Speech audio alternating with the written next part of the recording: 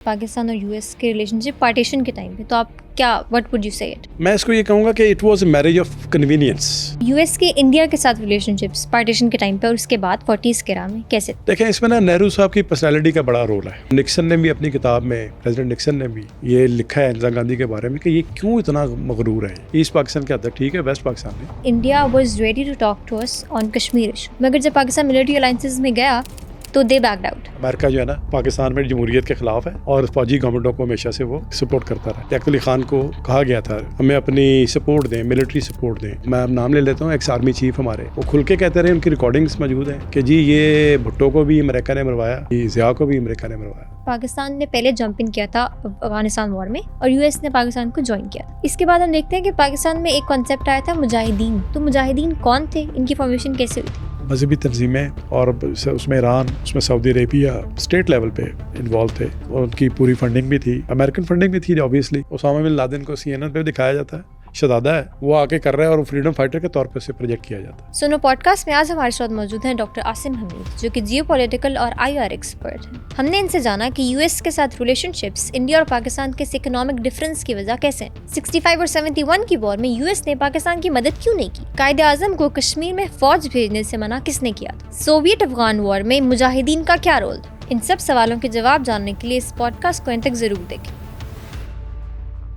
हमारे 90% व्यूअर्स वो हैं जिन्होंने सुनो डिजिटल को अभी तक सब्सक्राइब नहीं किया। अगर आपको लगता है कि मैंने आपको वैल्यूएबल कंटेंट दिया और फ्यूचर में भी वैल्यूएबल कंटेंट देती रहूं, तो सुनो डिजिटल को ज़रूर सब्सक्राइब करें। Thank you so much for coming sir. आप मुझे बता रहे थे कि आपने अपने PhD के थीसिस में इंडिया, पाकिस्तान और यूएस के रिलेशनशिप्स को इन डिटेल डिस्कस किया हुआ। तो I think you are the perfect person to have this podcast. Thank you. तो मुझे बताएं कि पार्टीशन के टाइम पे पाकिस्तान और यूएस के रिलेशनशिप्स कैसे बिल्ड हुए थे? जी आपका शुक्रिया, आपने इनवाइट किया। मेरे थीसिस का असल टाइटल जो था that was actually US China power struggle in south Asia. तो इस सेंस में US की, चाइना की जो आपस में इस वक्त क्रैश नज़र आ रहा है, उसका इंडिया पाकिस्तान के पर्सपेक्टिव में पूरे वो थीसिस था। और आई फील ऑनर्ड कि मुझे ये अपने थीसिस के किसी एक दो चैप्टर्स पर बात करने का मौका दिया आपने।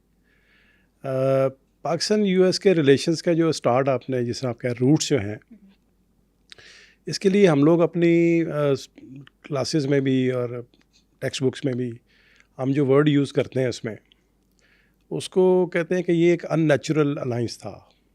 क्योंकि आमतौर पे मुल्कों के दरमियान जब अलाइंस होते हैं तो या तो उनकी जोग्राफिकल प्रॉक्सिमिटी होती है या उनकी कोई हिस्टोरिकल, ट्रेडिशनल, कल्चरल टाइज़ होती हैं या उसमें आइडियोलॉजिकल भी कोई मामला होते हैं। म्यूचुअल इंटरेस्ट भी होते हैं। म्यूचुअल इंटरेस्ट भी हो सकते हैं, लेकिन ये कि जो ट्रेडिशनली जो स्पीकिंग जो टाइज देखें वो हमारे करीब करीब भी नहीं थे। हमारी प्रॉक्सिमिटी कोई नहीं थी, कोई आना जाना भी तकरीबन ना होने के बराबर था। और अमेरिकन तो ख़ुद भी आइसोलेशनिस्ट थे, यानी उस ज़माने में pre partition American second world war तक जो है ना वो आइसोलेशनिस्ट रहे हैं। वो मुनरो डॉक्ट्रिन का एक फ़लसफ़ा था कि जी हमने यूरोप के मामलात में नहीं इंटरफेयर करना या वो हमारे मामलात में ना करें, और इसको गोल्डन आइसोलेशन कहते हैं। इसके ज़रिए से अमेरिका वो बना, अमेरिका जो हमें नज़र आता है आज, the great America. The great America. तो जब अमेरिकन जब पहले न्यूट्रल थे सेकेंड वर्ल्ड वॉर में भी, फर्स्ट वर्ल्ड वॉर में भी, लेकिन सेकेंड वर्ल्ड वॉर में पर्ल हार्बर की वजह से वो आ गए, वरना तो असला बेचने पे चल रहे थे। 41 में जब पर्ल हार्बर हो गया तो आए और उन्होंने मिल के डिफीट दी USSR को, जर्मनी को। USSR और अमेरिका इकट्ठे थे, ब्रिटिश, फ्रांस सारे इकट्ठे थे। तो इस सारे के अंदर अब नया जो एक वर्ल्ड ऑर्डर इमर्ज हुआ, तो उसमें अमेरिकन जो हैं उन्होंने टेक ओवर किया। अमेरिकन को ना टेक्स्ट बुक्स में हम लोग बेबी ड्रैगन कहते थे। क्यों? कि वो कहते थे कि ये बच्चा है, यानी यूरोप के मुकाबले में छोटा मुल्क है, यानी कि नया मुल्क है, यंग मुल्क है, और इसको अपनी पावर का पता नहीं है कि इसके मुंह से आग निकलेगी। और सेकेंड वर्ल्ड वॉर में उन्होंने वो मुंह से आग निकाल के ही वो आए, जब उन्होंने 6 अगस्त और 9 अगस्त 1945 को जब उन्होंने एटम बम गिराए जापान पे, जिसके ऊपर पूरी स्टडीज़ हैं कि उनकी ज़रूरत नहीं थी, वो ह्यूमन राइट्स की वायलेशंस की थी एक। उनके अपने बहुत सारे स्कॉलर मानते हैं कि जापान सरेंडर कर सकता था उसके बगैर भी। तो ये और पीछे गेम थी जिसके लिए उन्होंने ऐलान करना था। पंजाबी में कहते हैं तेरे आंधे खड़ाक होंगे, तो वो खड़ाक करके वो इंटरनेशनल एरिना में आए और वो आज तक उनकी एक इन्वेसेंस बरकरार है वर्ल्ड अफेयर्स में कि अगर अमेरिकन डेस्परेट हो जाएं तो ये किसी वक्त न्यूक्लियर भी इस्तेमाल कर सकते किसी भी हद तक जा सकते हैं। तो अब उसमें यानी हमारे लिए ब्लेसिंग ये हुई कि ब्रिटिशर्स इतने कमज़ोर हो गए कि उन्हें जाना था, और अमेरिकन ने भी एक तरह से टेक ओवर कर लिया वो वाला रोल कि जी अब आप निकलें यहाँ से। और वो सिर्फ पाकिस्तान नहीं, पूरे एक दर्जनों मुल्क थे जिनसे अमेरिका का ये एक तरह से वो क्लेम करते हैं कि हमने डीकोलोनाइज़ किया दुनिया को, जिनको ब्रिटिशर्स ने कॉलोनाइज किया हुआ था। ब्रिटिश एम्पायर सबसे बड़ी एम्पायर थी सेकेंड वर्ल्ड वॉर से पहले, लेकिन उसके अलावा फ्रेंच भी थे, जहाँ जहाँ हो सका, जर्मनी भी था। तो जहाँ जहाँ जिनकी कॉलोनीज़ थी उन सबको सेकेंड वर्ल्ड वॉर के बाद चूँकि उनको अपना रिकन्स्ट्रक्शन भी करनी थी, तो उन्होंने यानी कि एक तरह से अमेरिकन्स ने यूएन के प्लेटफॉर्म के ज़रिए प्रेशराइज़ किया कि अब इसके निकलें यहाँ से। वो इतनी आसानी से शायद नहीं जाना चाहते थे। तो अमेरिकन चूँकि सबसे बड़े बेनिफिशरी थे सेकेंड वर्ल्ड वॉर के, उनको असला उन्होंने बेताशा बेचा था। अमेरिका ने, बाकी सारे मुल्क तबाह हो गए, इवन रशिया तबाह हो गया, करोड़ों बंदे मरे, 5 से 7 करोड़ का एस्टिमेट है सेकेंड वर्ल्ड वॉर का। तो इतने बंदे मरे, और उस वक्त आबादी कितनी थी उस हिसाब से कितने लोग मरे। तो अमेरिकन का इस तरह नुकसान नहीं हुआ। पर्ल हार्बर उनका अपना मेन लैंड नहीं था, मेन लैंड अमेरिका पे कोई सेकेंड वर्ल्ड वॉर में एक गोली भी नहीं चली। तो they were actually beneficiary of the second world war. तो उन्हें समझ आ गई कि अब हमारा इंटरनेशनल अफेयर्स में हमारा मामला होना चाहिए। और जो यानी कुछ अर्सा पहले तक जर्मनी में जो इकट्ठे थे जर्मनी के ख़िलाफ़, वो आपस में जर्मनी के ऊपर ही कब्ज़े के लिए जर्मन ब्लॉकेड किया। फिर जर्मन, एक पूरी कहानी है कि जर्मनी को फिर बाद में वो तकसीम हुआ, ट्राइजोनिया बना, और उसमें ईस्ट जर्मनी वेस्ट जर्मनी अलग अलग हुए। तो ये इनकी आपस की जो लड़ाई है वो बिल्कुल सेकेंड वर्ल्ड वॉर के फ़ौरन बाद ही सामने आ गई थी। और एक कोल्ड वॉर जो है ना, जिसे टर्म यूज़ करते हैं, वो स्टार्ट हो चुकी थी। कोल्ड वॉर की स्टार्ट होने को कोई अनाउंसमेंट की डेट नहीं है कि जी फ़लाँ डेट को स्टार्ट हुई। बहुत सारे जो स्कॉलर्स हैं वो कहते हैं जी कि असल में तो ये एक आइडियोलॉजिकल वॉर थी, और ये चूँकि कम्युनिस्ट 1917 में रेवोल्यूशन ले आए थे यूएसएसआर में, तो ये तब से स्टार्ट हो गई थी, वो चैलेंज कर रहे थे। लेकिन 17 में भी फर्स्ट वर्ल्ड वॉर चल रही थी, अब अमेरिका का वो रोल नहीं था। अमेरिका कैपिटलिस्ट का जो है ना उस तरह से नुमाइंदा बन के सामने नहीं आया था। सेकेंड वर्ल्ड वॉर के सब बात सामने आ गए, जर्मनी भी कब्ज़े पे भी तकसीम हो गई, और रशियंस बहरहाल एम्बिशियस थे, एक्सपेंशनिस्ट थे। रशियंस नहीं कहना चाहिए, सोवियत कहना चाहिए, उस वक्त सोवियत रशिया था। तो उसको कंटेन करने के लिए 12 मार्च एक बड़ी फेटफुल डेट है, 12 मार्च 1947, पाकिस्तान बनने से पहले, कुछ महीने पहले।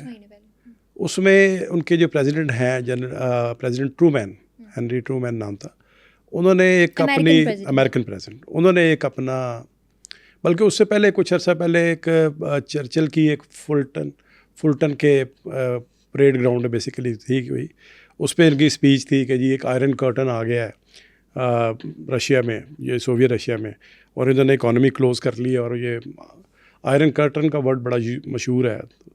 एक तरह से उन्होंने एक तरह से अनाउंस कर दिया था कि भाई रशियंस को कंटेन करना पड़ेगा हमें।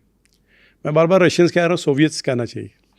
तो एनीवे, तो ट्रूमैन ने भी ये फिर एक डिक्लेयर्ड पॉलिसी दी कि हमें जो है ना अब post second world war arena में सोवियट्स को रोकने के लिए लोकल बुलवॉक्स चाहिए। बुलवॉक्स यानी सिक्योरिटी के, प्रोटेक्शन के जो जोन है ना, वो बनाने पड़ेंगे रोकने के लिए। यानी आप इलाकाई मज़ामती मोर्चे कह लें आप उसको आसान लफ्ज़ों में।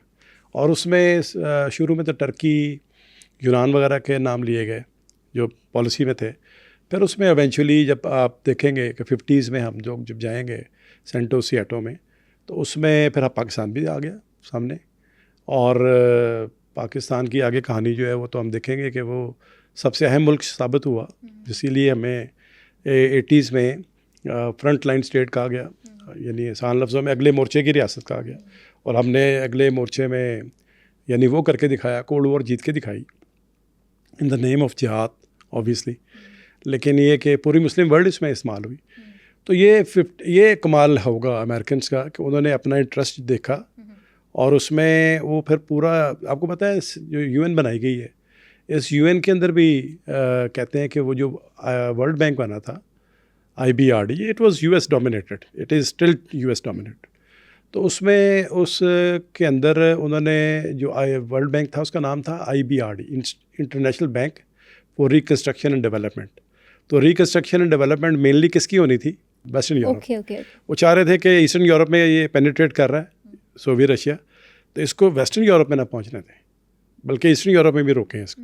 तो कंटेनमेंट की जो पॉलिसी थी, इसमें पाकिस्तान भी एक अहम मुल्क था, उन्होंने आइडेंटिफाई किया। और इसमें सॉरी टू से कि म्यूचुअल फ़ायदा था। अच्छा, कई लोग ना इसको बड़े कंट्रोवर्शियल अंदाज से पेश करते हैं कि जी पाकिस्तान तो बनना ही नहीं था, नौज़बिल्ला, और शायद फ्रीडम स्ट्रगल इतनी इंपॉर्टेंट नहीं, इतनी स्ट्रॉन्ग नहीं थी, और ये तो जो है ना अब अमेरिका ने बनवाया। अब ये थोड़ी ओवर एग्जेजुरेशन हो जाती है। कॉमन इंटरेस्ट थे, यहाँ फ्रीडम स्ट्रगल स्ट्रॉन्ग थी, कायदे आज़म बाय एनी डेफिनेशन कायदे आज़म थे, और वो पूरा एक टफ़ टाइम दे रहे थे ब्रिटिशर्स को। इलेक्शन जीते थे 46 के, तो उसमें यानी ब्रिटिशर्स रिलक्टेंट थे डिवाइड करने के। तो ये इसका एविडेंस है, मैंने अपने थीसिस में भी इस पे आर्काइव्स भी मिले हैं कि अमेरिकन्स की मुलाकातें हैं, उनके डिप्लोमेट्स की मुलाकातें हैं अमेरिकन कायदे आज़म से, एक अंडरस्टैंडिंग थी, और वो अंडरस्टैंडिंग कॉमन इंटरेस्ट पे थी कि भाई अगर यानी पाकिस्तान भी बाद में लियाकत अली ख़ान ने दौरा जब किया तो उसमें भी उन्होंने स्पीच में कहा कि हम आपके लिए बहुत कुछ करने को तैयार। कायदे आज़म का एक ख़त भी एक आर्काइव्स में से निकला गया, शेयर किया गया, कि उसमें उन्होंने मिलिट्री एड बहुत लंबी चौड़ी लिस्ट एक तफसील मांगी थी। बहरहाल वो एक USA से मांगी थी, प्रेसिडेंट को लिखा था। Okay okay okay, president Truman को। हाँ, उस वक्त शायद ट्रूमैन ही थे। तो वो एक ख़त, वो एक कंट्रोवर्शियल है, किताबों में कोट किया गया वो ख़त आर्काइव्स में से। इसके बाद जब पार्टीशन हो जाती है, तो पार्टीशन के बाद कैसे रिलेशनशिप्स थे? कायदे आज़म ने US के साथ रिलेशनशिप्स कैसे बनाना चाहे थे और बने कैसे? देखिए ना, अभी 47 में पाकिस्तान बन रहा है, 47 में ये अमेरिकन अपनी कंटेनमेंट की पॉलिसी सामने लेके आ रहे हैं। उसको इम्प्लीमेंट कैसे करना है, उसकी स्ट्रेटजी अभी उस तरह से इवॉल्व नहीं हुई थी। वो डिपेंड कर रहा था रशियंस के, सोवियत रशियंस के, रशिया के रिस्पॉन्स पे भी। तो अब देखते हैं कि 50s में ही कोरियन वॉर आ जाती है, बिल्कुल अर्ली। और कोरियन वॉर भी वो कोल्ड वॉर की एक शक्ल है, प्रॉक्सी वॉर है, सामने नहीं आ रहे लेकिन अपने अलाइज को सपोर्ट कर रहे हैं। डिवाइड हो गया नॉर्थ कोरिया साउथ कोरिया आज तक, और उसमें यानी इस पे है एविडेंस के लियाकत अली ख़ान को कहा गया था कि आप भी शामिल, हाँ, कि आप भी शामिल हो इसमें, कोरियन वॉर में फ़ौजी दें, हमें अपनी सपोर्ट दें, मिलिट्री सपोर्ट दें। तो ये एक ब्लेम गेम है, एक कंस्पिरेसी थ्योरी है कि अमेरिकन्स ने जो है ना ये लियाकत अली ख़ान को शायद मरवाया था। वैसे तो हमारे यहाँ पे एक लंबी ये पाकिस्तान ने अमेरिका के रिलेशंस जो हैं ये ख़ासे ख़तरनाक रिलेशंस भी हैं। इसमें बहुत सारे कत्ल जो है ना, जो रियासती कत्ल हैं, उनका नाम लिया जाता है। बड़े ज़िम्मेदार लोग जो हैं, बड़े बड़े उहदों में जो रहे हैं, वो उसको खुल्लम खुल्ला कहते रहे, आज भी ज़िंदा हैं उनमें से बहुत। मैं अब नाम ले लेता हूँ, एक्स आर्मी चीफ़ हमारे असलम बेग साहब, वो खुल के कहते रहे, उनकी रिकॉर्डिंग्स मौजूद हैं कि जी ये भुट्टो को भी अमेरिका ने मरवाया अपनी ज़ुबान में, और वो साथ कहते हैं कि जी ज़िया को भी अमेरिका ने मरवाया। कॉमन इंटरेस्ट जब आप रुकावट बनेंगे, इंडिविजुअल्स जब किसी इस तरह से हिस्टोरिकली किसी सुपर पावर के रास्ते की रुकावट बनेंगे तो वो हटवा देते हैं। जॉन एफ कैनेडी खुद कत्ल हो गए, उनके अपने देखा जाए उनके कई प्रेसिडेंट, एक प्रेसिडेंट और थे अब्राहम लिंकन 1860s में, हाँ, वो सिविल वॉर के जो है ना नतीजे में वो कत्ल हुए थे थिएटर में, बड़ा कुछ उस पर है। तो ये होते हैं, ये स्टेट अफेयर्स के जो मामला होते हैं ये सारे ब्लडी होते हैं। अच्छा, अगर आप एक वर्ड में डिफाइन करना चाहें पाकिस्तान और US के रिलेशनशिप पार्टीशन के टाइम पे, तो आप क्या, व्हाट वुड यू से इट? मैं इसको ये कहूँगा कि it was a marriage of convenience. ये एक वेग और वेग पार्टनरशिप थी। इसके अंदर विजुअल थिंकिंग ज़्यादा थी। अमेरिकन्स खुल के, उनको पता था कि हम सिर्फ रशिया और सोवियत रशिया के ख़िलाफ़ ये एक मोर्चा डेवलप करना चाहते हैं, और पाकिस्तानियों को मसला था कि इंडो सेंट्रिक पॉलिसीज़ हमारी रही हैं, हम खौफज़दा थे क्योंकि इंडिया ने फ़ौरन ही कश्मीर पे फ़ौजें भेज दी। 14 अगस्त को पाकिस्तान बन रहा है, तो 26-27 अक्टूबर की रात को 2.5 महीने बाद ही फ़ौजें भेज दी। और वो जो हमारे जनरल्स थे, आर्मी जो के चीफ़ भी थे, जो एक्टिंग चीफ़ भी थे, जनरल ग्रेसी, वो कायद-ए-आज़म का हुक्म नहीं मान रहे थे। क्यों? वो कह रहे थे जी हम एक ही फ़ौज का हिस्सा हैं, हम क्यों लड़ें आपस में। जनरल ग्रेसी ने रिफ्यूज़ किया, लिखे हुए हुक्म पे कायद-ए-आज़म के जनरल ग्रेसी ने कहा जी हम तो इकट्ठे लड़ते रहे। सामने आपको पता है लॉर्ड माउंटबेटन थे सामने, और उस वक्त पाकिस्तान का स्टेटस भी डोमिनियन का था बेसिकली। वो स्टेट के लेवल पे कॉन्स्टिट्यूशन अपना नहीं बनाया था ना, इसलिए हम लोग स्टेट नहीं थे। तो पॉइंट ये कि पाकिस्तान इनसिक्योर था, पाकिस्तान को इकनॉमिकली भी पैसे नहीं दे रहे थे इंडियंस, ठीक है ना, और उनकी जो एक वॉर मुसल्लत कर दी 47 में ही, और फिर पाकिस्तानी विजुअल थिंकिंग में चल रहे थे। नया वर्ल्ड ऑर्डर था कि शायद यूएन बनी है तो उस पर बड़े हम बहुत ज़्यादा डिपेंड कर रहे थे, रिलाई कर रहे थे। ऐसा नहीं हुआ कि 47 के बाद हमारे कोई दिफाई मुआहदे हो गए और हम आपस में बहुत थोड़ी सी मीगर सी 2 बिलियन कहते हैं कि मांगे थे कायद-ए-आज़म ने, और उसमें से कुछ मिलियन ही आए थे, और कुछ थोड़ी सी गंदम की शुरू में 40s में ना गंदम की थोड़ी सी सप्लाई आई थी बस पाकिस्तान, लंबी चौड़ी। ये तो बाद में इवेंचुअली मैं बताया कोरियन वॉर के बाद फिर हमारा जो है ना वो आ जाते हैं सीन में, हम लाइमलाइट में आते हैं। तो हमारा जो था ना, जब आप स्टेट्स पार्टनर बनती हैं ना तो कन्वर्जेंस होती है, हम वर्ड यूज़ करते हैं कन्वर्जेंस, उर्दू में पता नहीं क्या कहेंगे, यानी मफादात का किसी जगह पे जुड़ना दो का। तो हमारी कन्वर्जेंस थी, लेकिन ये एक ऐसी कन्वर्जेंस थी जो कि वेग थी। परसेप्शंस का डिफरेंस था, बहुत ज़्यादा गैप था बहुत। यूएस और पाकिस्तान। हाँ, यूएस समझ रहा था कि मैं सिर्फ सोवियत रशिया को रोकने के लिए एग्रीमेंट कर रहा हूँ। वो एग्रीमेंट की तफसीलात भी उतनी क्लियर कट नहीं है उस तरह से, जो उसकी शिकें हैं ना, तो वो बड़ी लूज सी थी और विजुअल थिंकिंग ज़्यादा थी। तो उनको था कि भाई हम दे रहे हैं इतना कुछ, इतनी बहुत पैसा उन्होंने और बड़ा मदद की पाकिस्तान की। तो उसमें यानी पाकिस्तान स्ट्रॉन्ग हो गया था, इंडिया से आगे निकल गए हुए थे। हमारा पर कैपिटा सारे जो पैरामीटर्स थे पार्टीशन के टाइम पे, पार्टीशन के बाद, यानी वो अभी हम पार्टीशन के टाइम पे तो बता चुके हैं ना कि परसेप्शन जो था पार्टनरशिप का वो वेग था। वो समझ रहे थे कि ये सिर्फ सोवियत रशिया के ख़िलाफ़ करेंगे, हम समझ रहे थे कि ये सारा कुछ इंडिया के ख़िलाफ़ करना है हमने। मतलब हमें अंडरस्टैंड नहीं हुआ था। अंडरस्टैंडिंग की जो कन्फ्यूजन थी ना वो रखी गई थी, वो रहने दी गई थी। उसको सोचा गया था कि यार ये नौबत ही नहीं आएगी कि इंडिया पाकिस्तान की जंग होगी या इस तरह से कोई, जब अमेरिकन साथ खड़े हैं तो शायद इस लेवल पे ये मामला जाएगा नहीं। इवन यूएन में भी अमेरिका पाकिस्तान की सपोर्ट करता रहा है।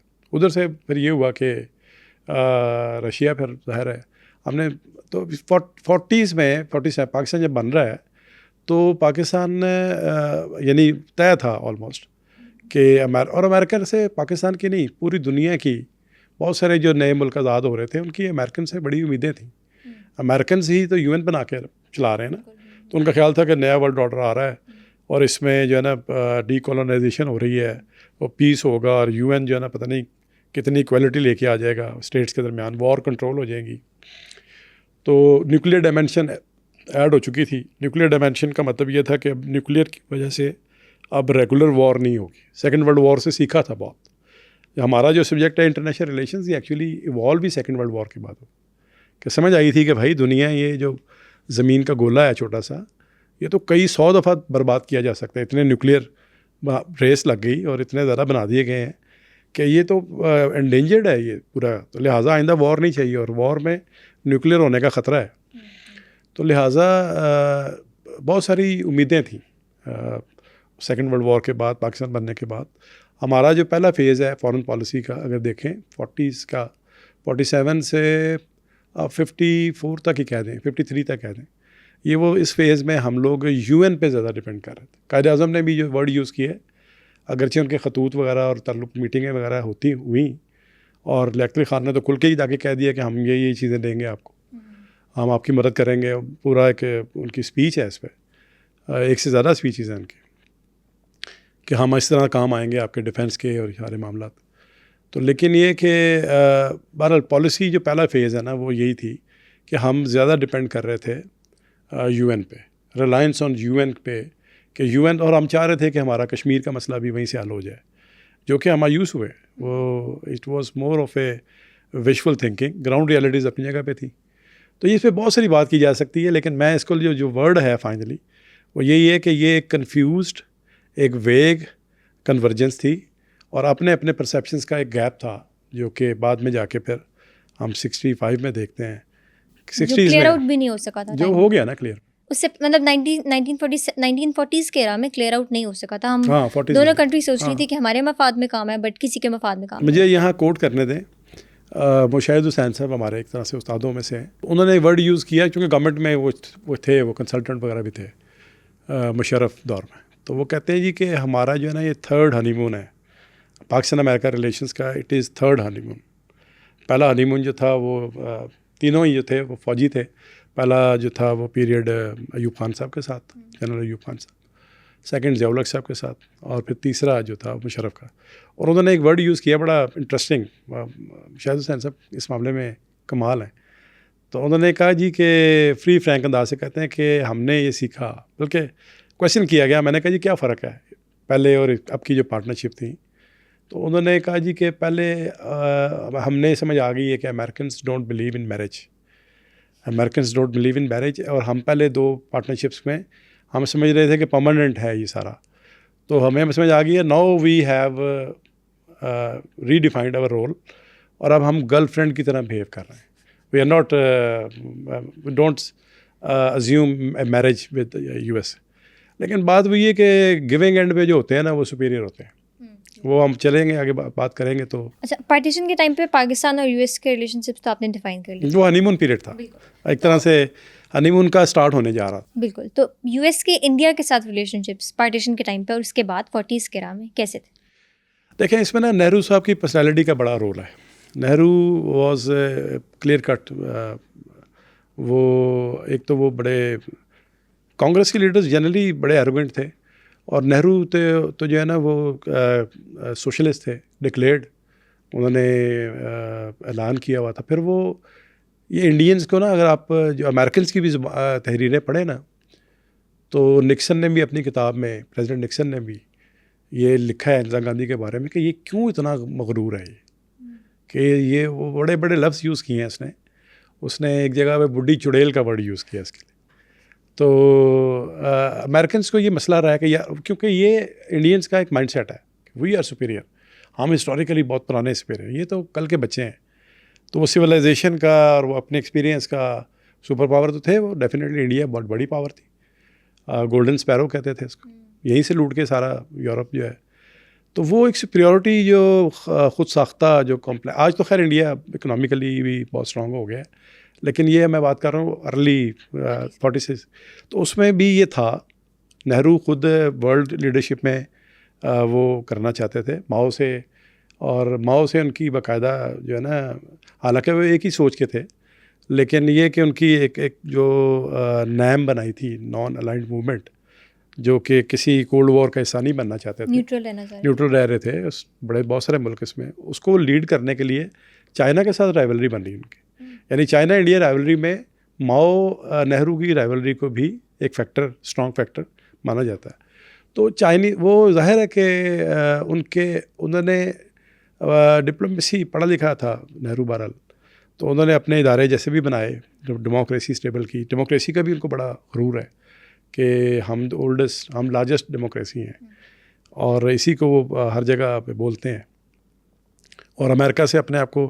तो ये इंडियंस की डिप्लोमेसी का कमाल ये था कि उन्होंने यानी दोनों के साथ ताल्लुक़ रखे, कोल्ड वॉर में ताल्लुक़ दोनों के साथ रखे, और दोनों की पूरी बात मानी भी नहीं।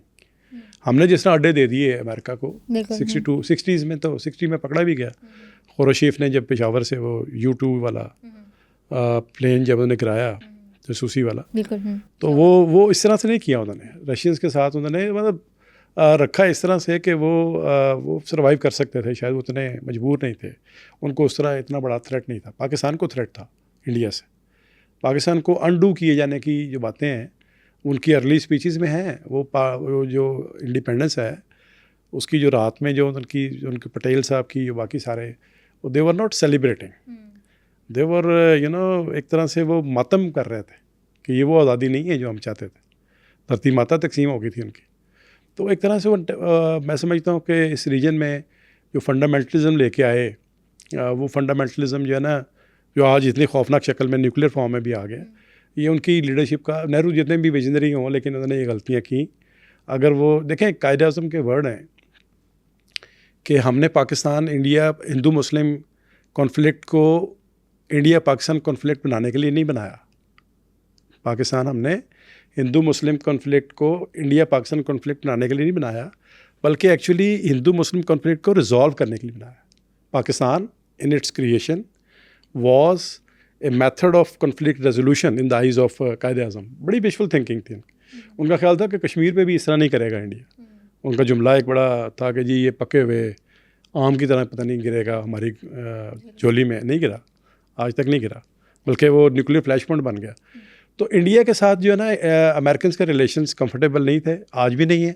अपेरेंटली आज उनकी जब हम करेंगे बात तो उनकी पार्टनरशिप है, इस रीजन में वो पार्टनर है, लेकिन they are not comfortable with them. और किताब है टालबोट की एंगेजिंग इंडिया, उसमें भी जिक्र है, निक्सन की किताब में है। तो इंडिया हमेशा अब तो खैर दुनिया बदल गई, कोल्ड वॉर ख़त्म हो गई, लेकिन कोल्ड वॉर में वो डेफिनेटली उस तरह से अमेरिकन इन्फ्लुएंस में या उनके करीब नहीं थे, दूर ही थे। और उनको शिकवा भी यही था अमेरिकन से कि जी आप पाकिस्तान को यानी ज़्यादा आउट ऑफ प्रोपोर्शन इंपॉर्टेंस दे रहे हैं और यहाँ आप कोल्ड वॉर को आप इस रीजन में लेके आ गए हैं। उन्होंने कश्मीर पे भी यही पॉइंट रखा अपना कि जी पाकिस्तान ने इस रीजन में ना कोल्ड वॉर को लेके आ गया है, तो इसलिए ये मतलब इसमें अमेरिकन एड आ गई है, तो इसलिए ये मसला जो है ना सिर्फ अब इतना सिंपल नहीं रहा, डिले करते रहे वो उन्होंने। इंडिया की एक्विजिशंस काइंड ऑफ सही भी थी क्योंकि स्टार्टिंग में पाकिस्तान और यूएस के रिलेशंस अच्छे थे, उसके बाद हमने देखा रिलेशनशिप डिटेरियोरेट कर जाता है, ख़राब हो जाता है। तो वो खराबी की वजह क्या? ख़राब से पहले तो हमें पहले ना 50s लेट 50s और अर्ली 60s का जो प्राइम टाइम है ना पाकिस्तान अमेरिका रिलेशंस की, जो एक बूम पे आए हैं वो, जिसमें हमारी इकॉनमी भी बेहतर हुई।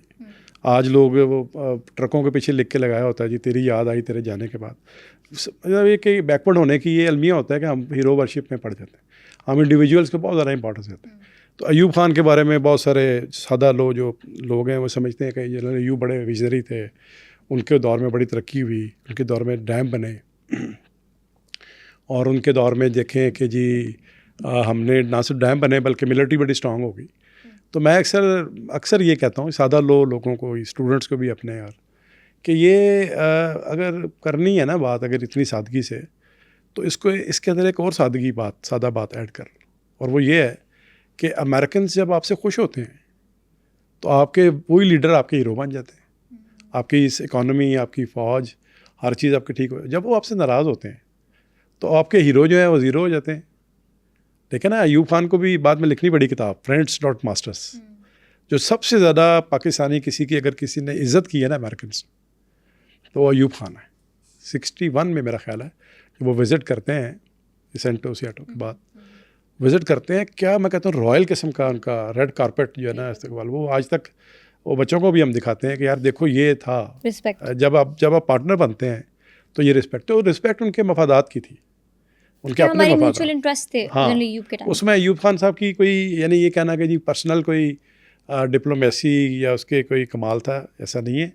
क्योंकि वही पर बाद में ये भी इल्ज़ाम लगता है कि भाई उनको हटवाने में भी अमेरिकन ने रोल प्ले किया, क्योंकि वो चाइना के करीब जा रहे थे बाद में। तो हमारा जो प्राइम बूम जो है ना, जो इसका हमने मैक्सिमम फ़ायदा उठाया, और अगर हम और उठाते रहते, देखें अमेरिकन के 2-3 ऐसी मिसालें हैं जो उनके पार्टनर्स हैं दुनिया में, वो इस वक्त बहुत ज़्यादा इकोनॉमिकली जाइंट हैं। वो जापान पे एटम बम गिरे थे, मारे थे अमेरिका ने, तो आज वो दूसरी तीसरी इकोनॉमी आज भी दुनिया की है, ठीक है। और वो बेसिकली अमेरिकन हेल्प से ही है। इट्स बिकॉज़ कि वो हार्ड वर्किंग बहुत ज़्यादा है, उनकी मॉरल वैल्यूज़ अमेरिकन सपोर्ट के बगैर ऐसे नहीं। इससे ये ठीक है, वो भी फैक्टर होगा, लेकिन फैक्ट ये है कि अमेरिकन की सपोर्ट साथ थी, और वो अब यानी जिस पे एटम बम मारे हों वो आपकी हर फोरम पे दुनिया में वो more loyal than the king वाली बात है कि जापानी जितने लॉयल हैं, जितने सपोर्ट करते हैं अमेरिकन की, कोई नहीं करता। अच्छा, तो इसके बाद आप मुझे बताएं कि अभी हमने प्राइम टाइम तो डिस्कस कर लिया, डिटेरियोरेट मतलब हालात ख़राब कहाँ से? 65 की वॉर, जिसको हमारी, अब ये थोड़ी सी कंट्रोवर्शियल बात है लेकिन चूँकि किताबों में लिखी जा चुकी और ऑफिशियली हमारे सीनियर्स ने लिखी है, हमारे कंसर्न लोगों ने, ऑफिसर्स ने लिखी, मिलिट्री ऑफिसर्स ने, कि 65 की वॉर के ऊपर हमारा जो एक है ना कि क्योंकि कश्मीर पे हम डेस्परेट हो गए थे, कश्मीर पे हमें लगता था कि हम जो है ना हमने चांस ज़ाया कर दिया 62 की वॉर में। इट इज़ सेड कि चाइनीज़ ने पाकिस्तान को कहा था कि इस वक्त इंडिया फंसा हुआ है तो जस्ट गो अटैक करो, आज़ाद करवाओ, और वो बहुत मार पड़ रही थी उस वक्त इंडिया को। 62 की वॉर एक पूरा एक एपिसोड है। तो हमने रिपोर्टेडली जॉन एफ कैनेडी ने फ़ोन किया इनको, क्योंकि उस याद रखें कि चाइना के साथ उस वक्त चाइना को तस्लीम नहीं कर रहे थे। कम्युनिस्ट रेवोल्यूशन आ गया हुआ था 49 में, अमेरिकन उसको मान ही नहीं रहे थे, यूएन का मेंबर भी नहीं बनने दे रहे। और हमने यानी चाइना के साथ ताल्लुकात रखे हुए थे। तो 62 की वॉर में तो उन्होंने कि चाइना बहुत ज़्यादा कहीं स्ट्रॉन्ग ना हो जाए इस रीजन में, कैनेडी ने पाकिस्तान गारंटीज़ दी, फ़ोन पे एश्योरेंसेस दी, वादा किया कि हम तुम्हारा कश्मीर वाला मामला रिजॉल्व कराएंगे, अभी तुम जो है ना ये एक्ट ना करो। मतलब एक तरह से डिफेंसलेस था कश्मीर उस वक्त। तो हमने अमेरिकन पे ट्रस्ट किया, और इसमें फिर 65 में एक डेस्परेशन थी बहुत ज़्यादा। अयूब फिर पर देखते हैं कि नेहरू फौत हो जाते हैं, और वो फिर जो वादे किए थे जिन्होंने, बेसिकली तो उन्हीं की स्पीचेस थी ना कि हम यहाँ पे इलेक्शन करवाएंगे, रेफरेंडम कराएंगे, कहाँ जाना है, तो वो बंदा ही चला गया, पीछे पॉलिसीज़ बदल रही थी। तो ब्लेम किया जाता है कि जी वज़ीर ख़ारजा हमारे जो उस वक्त रहे, जीनियस तो थे वो, लेकिन वो उनके बारे में कहा जाता है जो अयूब खान के बहुत करीब थे, और उनके रिलेशनशिप को जुल्फ़ी डैडी रिलेशनशिप कहते हैं। जुल्फ़िकार अली भुट्टो जो थे वो वज़ीर ख़ारजा थे, और उन्होंने यानी कहा जाता है कि ये उनका ब्रेन चाइल्ड था कि अभी इंडिया जो है ना कमज़ोर है, with the passage of time ये स्ट्रॉन्ग हो जाएगा, तो हमें पहल करनी चाहिए, हमें कश्मीर पे कमांडो एक्शन करके इसको आज़ाद कराना चाहिए। तो वो एक चांस जो है ना मिस हुआ। अब ये डिफाइनिंग मोमेंट है पाकिस्तान अमेरिका रिलेशंस में। मैं इसको ना थोड़ा लाइटर नोड में मैं ये कहता हूँ कि अमेरिकन्स ने रियलाइज़ किया कि यार ये जो वेपनरी हमने इनको पकड़ा दी है सुपर पावर से लड़ने के लिए, ये इन्होंने इस्तेमाल कर मारी है इंडिया के ख़िलाफ़। 65 की वॉर में बिल्कुल डेफिनेटली इसमें कोई शक नहीं कि जज्बा था, जज्बा शायद आज भी है, लेकिन वो वेपन्स भी बड़े सुपीरियर थे। वो अमेरिकन वेपन्स जो थे, जिससे चाहे जैसे भी थे उस ज़माने के हिसाब से सुपीरियर थे, इंडिया के पास वो कुछ नहीं था। तो हमने ठीक ठाक उसमें इंडिया को वाकई फेंट ले गए। और अमेरिकन ने रियलाइज़ किया कि यार ये they are no more trustworthy. पहले ही वो हमसे थोड़े से खाइफ हो रहे थे कि ये चाइना के साथ ज़्यादा जा रहे हैं करीब। कैनेडी कत्ल हो गए थे, रिमेंबर, कि जब उन्होंने वादा किया तो पूरा नहीं कर सके वो कश्मीर के ऊपर, उस तरह से एफर्ट नहीं की। बल्कि USSR जो है वो फिर इंडिया के करीब हो रहा था कि वो वीटो कर देता था कश्मीर पे, बार बार वीटो किया उन्होंने। तो उसमें यानी कहानी फिर सिंपल ये है कि जी 65 की वॉर ने डिफ़ाइन किया कि अब ये लफ्ज़ ज़रा थोड़े से शायद अच्छे नहीं हैं। आप देख लीजिएगा कि उन्होंने फील किया कि यार ये बंदर के हाथ में माचिस नहीं देनी आइंदा, इसको लिमिटेड कंट्रोल करना है, इनके साथ जो पार्टनरशिप है वो ज़रा कंट्रोल में रखनी है। तो उस वक्त तो बैन उन्होंने इंडिया पाकिस्तान दोनों पे पाबंदियाँ लगा दी, काफ़ी ज़्यादा सैंक्शंस लगी। अगरचे उसके बावजूद भी ताल्लुकात पाकिस्तान अमेरिका के थे, मतलब ऐसे कोई राइवलरी नहीं हुई थी, लेकिन वो कन्वर्जेंस से एक्चुअली डाइवर्जेंस हो गई कि भाई उन्होंने, जो मैं कह रहा था कि शुरू में कन्फ्यूजन थी कि ये वो समझ रहे थे कि ये USSR के ख़िलाफ़ करना है, हम समझ रहे थे कि हमें इंडिया के ख़िलाफ़ करना है, और हमने एक डेस्परेट मूव बगैर इत्मीनान में लिए अमेरिकन को हमने की और नाकाम भी हुए। या तो हम आज़ाद करवा लेते श्रीनगर, तो उसमें फिर जो है ना अमेरिकन का जो ट्रस्ट था वो ब्रीच हुआ, और वो समझ आ गई, कन्फ्यूजन खुल गई कि ये सारा कुछ जो है वो इंडिया के साथ, हालांकि इंडिया के ख़िलाफ़ हम भी मजबूर हैं, सेल्फ डिफेंस में ही कर रहे थे जो कुछ कर रहे हैं, जस्टिफाइड है सारा कुछ। तो लेकिन ये कि वो जब उस कन्फ्यूजन की जब पोर्ट खुल गई, तो अगले फिर 6 साल में आप देखते हैं फिर कि पाकिस्तान जो है वो 2 टुकड़े होता है। 71 में वो जज्बा उस तरह से काम नहीं आता, क्योंकि अमेरिकन नाराज़ हैं आपसे। और ये भी याद रखें कि इसमें अमेरिकन की इस नाराज़गी के बावजूद वेस्ट पाकिस्तान को ऑन रिकॉर्ड है, ईस्ट पाकिस्तान को तो नहीं आए वो बचाने, लेकिन वेस्ट पाकिस्तान को बचाने के लिए वो जो एंटरप्राइज़ एक जहाज़ था, एक एयरक्राफ्ट कैरियर था, उन्होंने दखल किया था। Nixon is set to have called Indira Gandhi as well कि ईस्ट पाकिस्तान के अंदर ठीक है, वेस्ट पाकिस्तान नहीं। इन्वेस्टमेंट थी उनकी टाइज़ थी, और फिर याद रखें कि पाकिस्तान की जो ताल्लुकात हैं वो 2 लोगों के, 2 बंदों के, 2 वज़ीरों के प्रेसिडेंट के नहीं होते, ये बहुत गहरे ताल्लुकात हैं, स्ट्रेटजिक ताल्लुकात। अगर हम 65 तक देखें तो 65 तक काफ़ी सारी गवर्नमेंट्स आई और गई, मगर इंडिया ने पार्टीशन के फ़ौरन बाद अपने कॉन्स्टिट्यूशन बनाने पे काम शुरू कर दिया था। बट हमारी साइड पे ऐसा नहीं हो सका, अगले 9 साल तक हम कॉन्स्टिट्यूशन नहीं बना सके। काफ़ी सारी सिविल गवर्नमेंट्स आई और काफ़ी सारे प्राइम मिनिस्टर्स आए और वो गए। इसके बाद हम देखते हैं कि 9 साल बाद पाकिस्तान का कॉन्स्टिट्यूशन बनता है और उसके बनने के थोड़े टाइम बाद फिर टूट जाता है। तो ये जो कॉन्स्टिट्यूशन टूटा, इसमें यूएस इन्वॉल्वमेंट किस हद तक थी?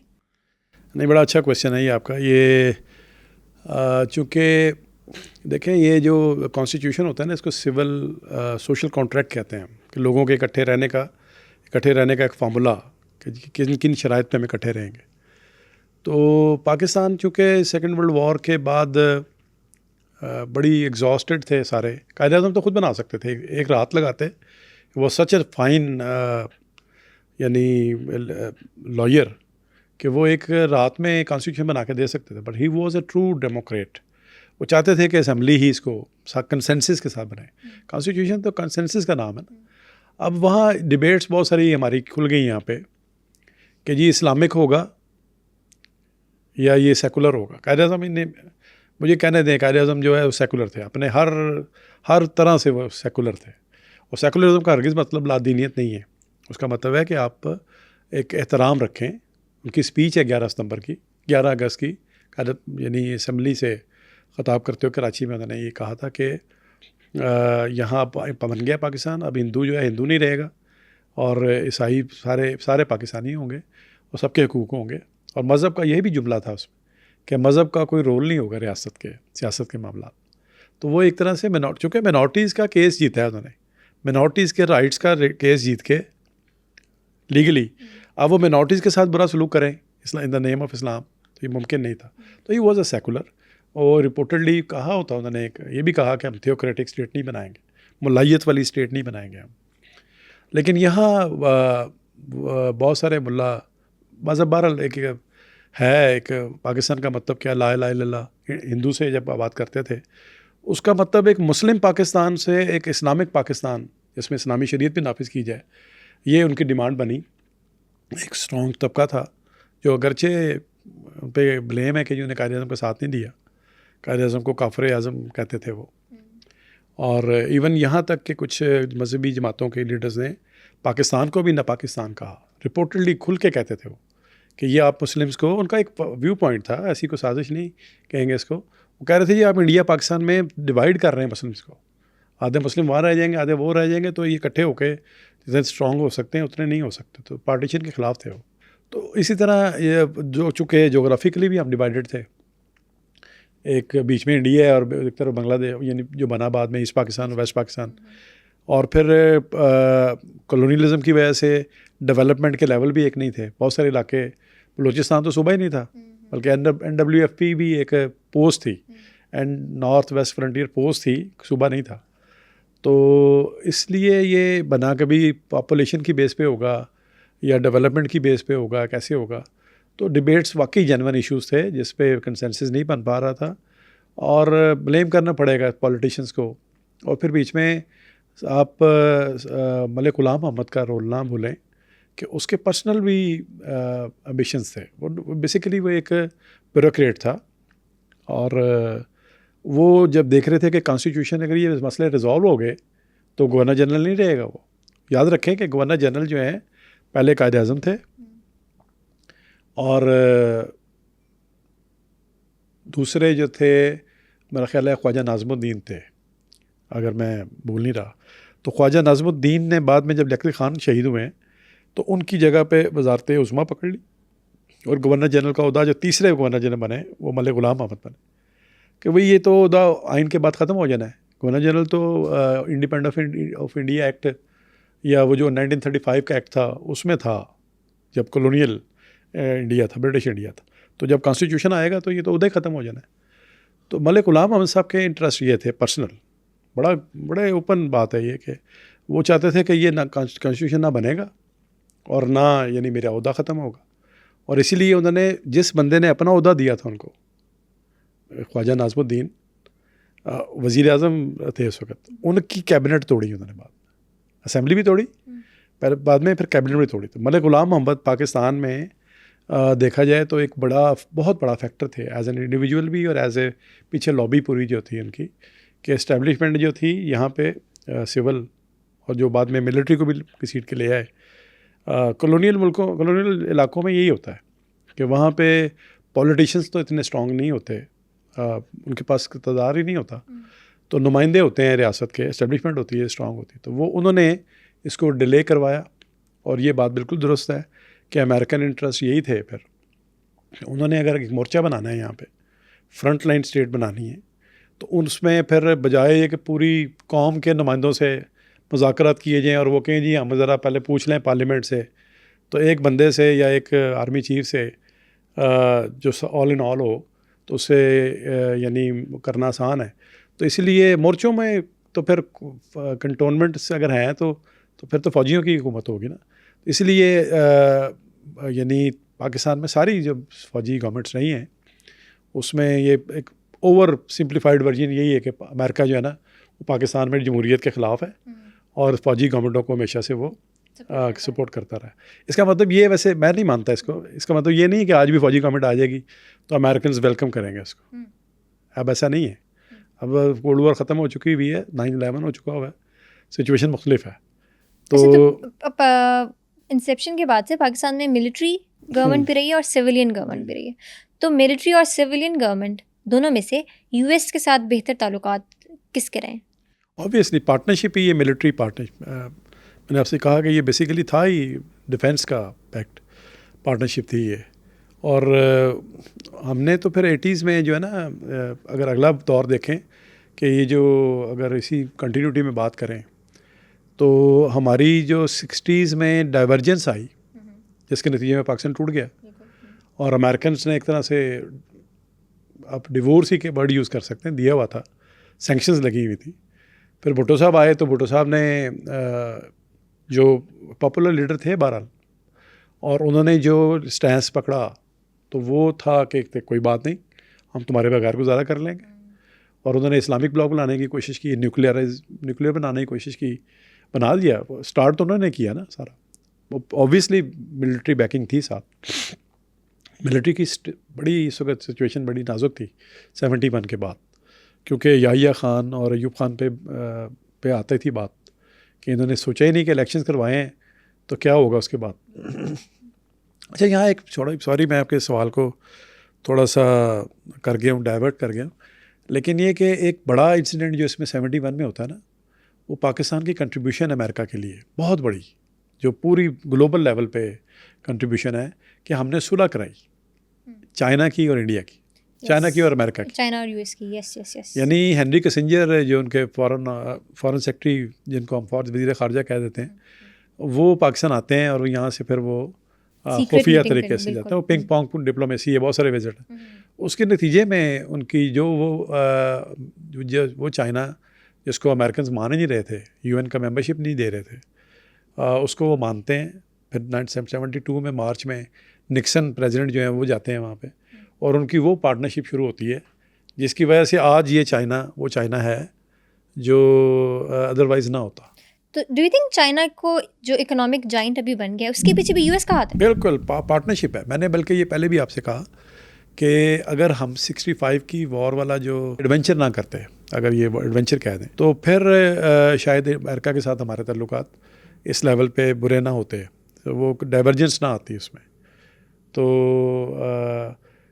70s में 71 में हमने जो दिया अचीवमेंट कराई अमेरिकन को, मैं बता रहा था ना कि 65 के वॉर के बाद हालात तो ख़राब हैं लेकिन ताल्लुकात चल रहे हैं। मतलब हेनरी किसिंजर आए हुए हैं, उनको हम सपोर्ट दे रहे हैं, उनको जा रहे हो, खुद बताया हेनरी किसिंजर ने, दुनिया को पता नहीं था कि मैं पाकिस्तान से गया हूँ। तो हमने वो इतनी बड़ी चेंज करवाई। और देखें अब कोल्ड वॉर अपने अरूज पे है, उसमें एक कम्युनिस्ट जाइंट, 2 कम्युनिस्ट जाइंट थे एशिया में, यानी एशिया में या यहाँ इस रीजन में कह लें USSR एंड चाइना, इनकी राइवलरी थोड़ी बहुत थी लेकिन थे दोनों कम्युनिस्ट और दोनों कहीं एंटी अमेरिका तो थे। अब उनमें से एक बड़ा जाइंट जो है ना वो उनका पार्टनर बनता है, तो सोचें USSR क्या सोच रहा होगा, पाकिस्तान के बारे में क्या सोच रहा है। बिल्कुल ना, हमने हेल्प तो उन्होंने फिर एक म्यूचुअल डिफेंस ट्रीटी साइन की 71 में, और उसके नतीजे में 71 की वॉर में हम डिफेंसलेस थे, हेल्पलेस थे। पूरी दुनिया कोई भी नहीं आई हमारे लिए। अमेरिकन से हम कहते हैं, शिकवा करते हैं, लेकिन 65 की वजह से, वॉर की वजह से ये सारा कुछ बना। और हमने अमेरिका की दोस्ती की बहुत बड़ी कीमत दी है, डिसमेंबर हुए हम। और वो वही बहरहाल ये क्लेम करते हैं जी कि हमने बहरहाल ईस्ट पाकिस्तान तो लाइबर्टी थी, तो वेस्ट पाकिस्तान तो दिया ना आपको, बचाया। 65 और 71 की वॉर से पहले पाकिस्तान और यूएस का एक अग्रीमेंट होता है, सीटो अग्रीमेंट जिसे कहते हैं। तो क्या आप बता सकते हैं कि सीटो अग्रीमेंट था क्या, उसकी शिकें क्या थी, और उस सीटो अग्रीमेंट के तहत यूएस को पाकिस्तान को हेल्प करना चाहिए था 65 और 71 की वॉर में, बट वो न्यूट्रल रहा। अगेन मैं वही कहूँगा कि अगर आप उसके कंटेंट सारे पढ़ेंगे ना तो वेग हैं वो यानी ज़्यादातर जो है ना वो विजुअल थिंकिंग पे बेस्ड वेग, ज़्यादा उनको प्रिसाइज एक्यूरेट नहीं कहा गया हुआ। ये सारे माहदे जो है ना, ये सेंटो, सियाटो और भी बगदाद पैक्ट भी कहते थे इसको सेंटो, बल्कि इसमें नेटो का भी अलाइंस बना एक अलग, पाकिस्तान नहीं था उसमें, लेकिन तो ये कोलंबो प्लान आया यूरोप की रिकन्स्ट्रक्शन के लिए, और तो ये सारे मार्शल प्लान आया उससे पहले। ये सारा कुछ जो था ये बेसिकली वही था कि हमने, और ये सिर्फ पाकिस्तान के लिए नहीं था, ये पूरे एक तरह से इसको कंटेन करने के लिए चारों हर तरफ से उसके ख़िलाफ़ जो है ना उन्होंने अपने अलाइज तलाश किए। अमेरिका ने इन्वेस्ट किया बहुत, और वेस्ट यूरोप को भी दोबारा डेवलप कराया। आप ईस्ट जर्मनी और वेस्ट जर्मनी की कहानी जो है कि वो लोग भाग भाग के जाएगा, ईस्ट जर्मनी बहुत पीछे रह गया था, और वो बहुत ज़्यादा, वेस्ट जर्मनी बहुत एडवांस हो गया था, इन्वेस्टमेंट थी उनकी। और कैपिटलिज्म बहरहाल ज़्यादा मुल्कों में था, ये यानी वो फ्लोरिश कर रहे थे। लेकिन बहरहाल एक कम्युनिस्ट रशिया जो था वो एक जिन था, उसका एक हवा था बहुत। स्पेस में भी इनकी स्पेस रेस भी चली हुई थी। पहले आपको याद होगा कि 60s में ही, अर्ली 60s में, लेट 50s में रशियंस पहले गए हैं स्पेस में। यस। और जॉन एफ कैनेडी जो हैं वो अमेरिकन खौफजदा हो गए थे, और जॉन एफ कैनेडी ने अपने रिसोर्सेज को बड़ा यानी आउट ऑफ प्रोपोर्शन स्पेंड किया और स्टार वॉर प्रोग्राम दिया।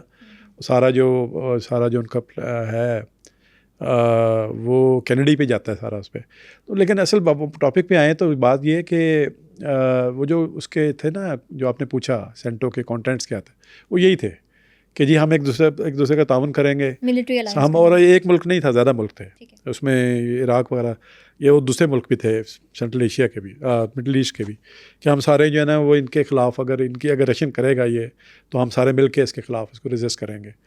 तो और ये अमेरिका भी साथ देगा इनका सबका, तो उस अमेरिका भी साथ देगा सबका, उसके मीनिंग हम ये ले रहे थे कि भाई इंडियंस अगर हम पे करेंगे, इंडियन से अगर होगा तो अमेरिका साथ देगा। तो हमारे यहाँ पे जो नेशनलिस्ट पाकिस्तानी हैं ज़रा ओवर सिंप्लीफाइड फॉर्म में, तो वो फिर यही बात करते हैं कि जी ये देखें जी ये बड़े बेवफा हैं अमेरिकन्स, ये वादा करके उन्होंने, ऐसा मेरा नहीं समझता ऑनेस्टली, डिप्लोमेटिकली अगर उसकी पूरी माइन्यूटली देखें चीज़ों को, उन्होंने ऐसा कोई वादा नहीं किया हुआ था इस तरह से कि जी इंडियंस के ख़िलाफ़ आपको हम सपोर्ट करने आए। और क्यों आते हैं वो, उनका सेल्फ इंटरेस्ट तो बेसिकली तो इन्वेस्टमेंट उनकी वही थी। हमें पता होना चाहिए था इस बात कि 65 की वॉर के बाद हम, अगर ये नाकाम होता है हमारा, तो फिर क्या होगा। और वो हुआ, और 71 अलग हुआ, और 71 में फिर हमने मज़ीद वो होने की वजह ये भी थी कि USSR को हमने नाराज़ कर लिया था, चाइना को दोस्ती करवा के। तो यानी फिर 70s के अंदर जो इस हमने इस्लामिक ब्लॉक बनाने की और न्यूक्लियराइज होने की कोशिश की, तो वस्ट पे थे अपने पाकिस्तान अमेरिका रिलेशंस उस दौर में वस्ट पे थे। और फिर वो जो ख़त निकालते हैं भुट्टो साहब, हेनरी किसिंजर गई, again the most popular Henry Kissinger गई कि देखो जी ये, और अमेरिका को सफ़ेद हाथी कहता है, ठीक है ना। और वो बाद में रिपीट भी हुआ भी रिसेंटली ये वाक़या। तो लेकिन ये कि उसमें वो horrible, we will make a horrible example out of you, ये जुमला हेनरी किसिंजर का कोट किया गया, और हॉरिबल एग्जाम्पल बने। भुट्टो जो हैं वो हॉरिबल एग्जाम्पल ही हैं पाकिस्तान में। तो अब इसमें जो एक ड्रामेटिक जो सिचुएशन आई ना, पाकिस्तान पर इस लिहाज से लकी रहा है कि अमेरिकन की जो पार्टनरशिप है ना, एक तो सेकेंड वर्ल्ड वॉर होना पाकिस्तान को फ़ायदा पहुँचा गया, आज़ाद नहीं हुए बल्कि अमेरिकन इंटरेस्ट भी यहाँ डेवलप हो गए। इसी तरह ये जो 79 का जो साल है, ये इसमें जब वो आते हैं चाइनीज़ से मिलने, जी नहीं, जब रशियंस आते हैं ना, USSR जो अफगानिस्तान में आते हैं, तो हाँ, उसमें पाकिस्तान की तो लॉटरी निकल आती है ना कि भाई हम अब फ्रंट लाइन स्टेट है, ठीक है। और इसी तरह 9/11 भी हम नोट करेंगे, आगे चल के डिस्कस करेंगे कि 9/11 का होना भी जो है ना वो मुशर्रफ के लिए लॉटरी थी। अगर 9/11 अगर अमेरिकन से है ना, ऐसा नहीं है कि वो ब्लाइंडली जो भी आ जाए डिक्टेटर जो बाहर मिलिट्री उसको सपोर्ट करते हैं, वो काफ़ी इनके अपने पर भी प्रेशर्स होते हैं, अमेरिकन पे भी। अमेरिकन में जमहूरियत तो है ना, उनके जो वोटर्स हैं वो कहते हैं कि हमारी जो टैक्स पेयर की पैसा है वो आप किसी मुल्क पे क्यों दे रहे हैं इस तरह से, वो जहाँ पे जमहूरियत नहीं है, जहाँ पे हमारे जो फौजी जनरल्स जाते थे प्रेसिडेंट जो बन के, तो उनके खिलाफ जुलूस भी निकलते थे अमेरिका में एट टाइम्स। और इंडियन लॉबी हो सकती है इसमें, लेकिन वो यही कहते थे कि भाई ये हम टैक्स पेयर्स, हम जमहूरियत के मानने वाले, ये पाकिस्तान से जो आ रहे हैं ये तो इन्होंने तो मार्शल लॉ लगाए हुए हैं, जमहूरियत उस तरह से बैन लगी हुई है, तो ये इनको क्यों दे रहे हैं? यानी जमहूरी मुल्क का पैसा, वोटर्स का पैसा आप डिक्टेटर्स के लिए दे रहे हैं। तो ओवरऑल वो समझते थे।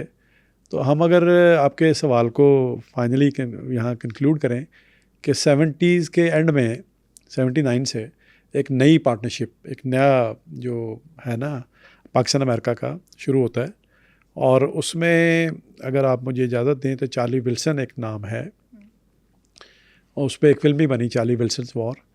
US कांग्रेसमैन थे मेरा ख्याल है, वो नुमाइंदे थे, और अदरवाइज़ तो बड़े वो केयर फ्री से, और किसी हद तक आप कह सकते हैं आवारागर से थे। डॉक्यूमेंट्री भी है उन पर, और टॉम हैंक्स ने इसको परफॉर्म किया इस फिल्म को, और वो टॉम हैंक्स बड़ा अच्छा है, बहुत बड़ा एक्टर है हीरो बॉलीवुड का। लेकिन अगर आप रियल वाला चार्ली विल्सन देखेंगे तो आपको हैरत होगी कि वो टॉम हैंक्स वो नहीं बन सका जो था वो।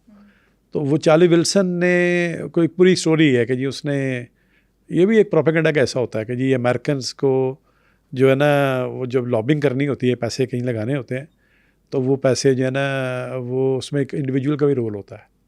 तो इंडिविजुअल से ज़्यादा मेरा ख्याल है वैसे वहाँ पे इदारे हैं बहुत सारे, पेंटागन है, CIA है, और बहुत सारे इदारे हैं, स्टेट डिपार्टमेंट है। अच्छा, हम 79 के एरा पे आने से पहले एक छोटी चीज़ अगर डिस्कस कर लें। प्लीज़। इससे पहले हमने देखा कि जनरल अयूब जो थे, जनरल अयूब ने पाकिस्तान को डिफरेंट मिलिट्री अलाइंसेस में डाल दिया था। तो मिलिट्री अलाइंसेस में डालने से पहले India was ready to talk to us on Kashmir issue, वो हमारे साथ डिस्कशन करने के लिए तैयार थे, मगर जब पाकिस्तान मिलिट्री अलाइंसेस में गया तो दे बैक्ड आउट। ऑनेस्टली ना I don't by this idea कि इंडिया जो है ना 53 में हम गए हैं, 54 में हम सेंटो सियाटो में गए, तो ये सारे लेम एक्सक्यूज़ हैं। 47 से कब्ज़ा किया हुआ है, ठीक है, और 48 में UN रेजोल्यूशन आ चुकी हैं, तो ये डिलेइंग टैक्टिक्स है। ये यानी नेहरू की जो डिप्लोमेसी है उसके अंदर जो फिर हम कहते हैं ना कि अपनी डिस्ट्रस्ट और मिसट्रस्ट इंडियंस पे है हमको, कि सब हीले बहाने थे, उनका मकसद ही लेट करना था। उसमें बेशुमार टॉक्स हैं, बहुत सारे बने इसमें मुज़ाकरात के लिए, अमेरिकन ने भी रोल प्ले किया। लेकिन ये कि फैक्ट ये है कि ये कहना कि जी हमारे, ये उनका ब्लेम था। इंडियंस ये कहते थे कि जी कोल्ड वॉर को आप यहाँ लेके आ गए और पाकिस्तान जो कि हो गया है, तो पहले अब ये फ़ौजें निकालें यहाँ से और फ़ौज का रोल कम करे। लेकिन ना ये बात तो ठीक है ना कि अगर मार्शल लॉ लगते हैं पाकिस्तान में, या पाकिस्तान में जमहूरियत नहीं होती, तो फिर हम किस मुँह से फिर हम कहें कि जी कश्मीर में प्लेबिसाइड कराएँ। तो इंडिया ने इसको मेरा MPhil में जो थीसिस था वो कश्मीर पे था, और मुझे ये उसके डिफेंस के दौरान मुझे स्टूडेंट्स हैं वहाँ बहुत सारे एक क्वेश्चन किया कि जी पाकिस्तान तो आज तक खुद आज़ाद नहीं हुआ, सॉरी टू से उनके अल्फाज में, तो ये आप फिर कश्मीर की आज़ादी की बात क्यों करते हैं? तो ये सारा प्रोपेगेंडा है इंडियंस का, ये कोई वजह नहीं है, कोई जवाज़ नहीं है। और यानी ये ब्लेम मैं समझता हूँ ये लेम एक्सक्यूज़ हैं। अगर वो अब देखें ना, उन्होंने अब जो कर दिया उन्होंने कि अपने हिस्से बना लिया उसको। मुझे एक किताब याद आ गई, जोसेफ कॉर्बल एक अमेरिकन राइटर हैं, उन्होंने किताब लिखी थी danger in Kashmir, if I am not mistaken. तो उन्होंने एक नेहरू की ना एक मेंटालिटी को डिस्कस किया हुआ है कि कश्मीर इशू की जो वजह है वो क्या है। वो कहते हैं कि पंडित थे, ख़ुद कश्मीरी थे, नेहरू कश्मीरी थे, पंडित थे, और वो कहते थे कि कश्मीर पे वो पर्सनल है, इंडिया पाकिस्तान बनना वो चाहते ही नहीं थे। तो Kashmir is a miniature of Pakistan in Nehru's mind. ये कौन कह रहा है? जोसेफ कॉर्बल, 50s में लिखी गई किताब, और वो इसलिए छोड़ने को तैयार नहीं है इसको। अब जब ये इंडिपेंडेंट ये लोग कह रहे हैं, हम पाकिस्तानियों की बात नहीं कर रहे, तो वो जब उस लेवल पे वो फनेटिक हुए हैं, तो फिर ये सारे बहाने हैं कि जी ये चूँकि हम लोग अयूब खान ले गए थे उसमें, तो इसलिए उन्होंने कर दिया था। इतने फेयर, इतने वो नहीं थे। अगर इतने होते तो वो कब्जा क्यों करते हैं वहाँ पे? पता नहीं था उन्हें कितनी आबादी है वहाँ पे। और ऐसे ही है ना। अच्छा, इसके बाद हम आ जाते हैं सोवियत अफगान वॉर पे 79 में। अब 79 में जैसा आप अभी हमें बता रहे थे कि यूएस का इंटरेस्ट था इस रीजन में बिकॉज ऑफ रशियंस। तो जनरल ज़िया के उस वक्त यूएस के साथ रिलेशनशिप्स कैसे थे? जी, मैं अभी भी जिक्र कर रहा था चार्ली विल्सन के रोल का। शुरू में चंद $1 मिलियन ही मिले थे, जिसको एड मिली थी, जिसको ज़ियाउल हक ने बड़े फेमस कमेंट किया था कि ये पीनट्स हैं, हमें नहीं चाहिए। जनरल हमीद गुल भी मास्टरमाइंड रहे हैं अफ़गान जिहाद के, वो भी कहा करते थे, वो ये उनका थीसिस था, पढ़े लिखे जनरल थे। वो कहते थे कि जी ये हमने ये खुद से किया था, पाकिस्तान ने खुद से जिहाद का फ़ैसला किया था, अमेरिकन ने बाद में ज्वाइन किया हमें। तो अगर इवेंट्स को देखें तो ऐसे ही लगता है।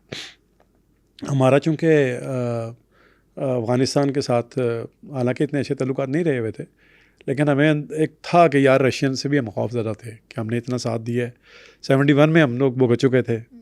62 वाला धमकी हमें याद थी कि भाई जब खुरोशीव जो उनके प्रेसिडेंट थे, उनके यूएसएसआर के, उसने कहा था कि ये जुमला वो बताते हैं कि जो कहा गया कि हमने मार्क कर लिया इसको और हम आइंदा हाथ मल के उसने कि हम ये नहीं, एक तरह से कहते हैं कि न्यूक्लियर धमकी दी थी पाकिस्तान को कि आइंदा यहाँ से जहाज उड़ाना मेरी जासूसी के लिए, हाँ। तो हम छोड़ेंगे नहीं। क्योंकि बेस पाकिस्तान की इस्तेमाल पेशावर को उसने, हाँ, पेशावर से हुई थी, बिल्कुल U2 इंसिडेंट।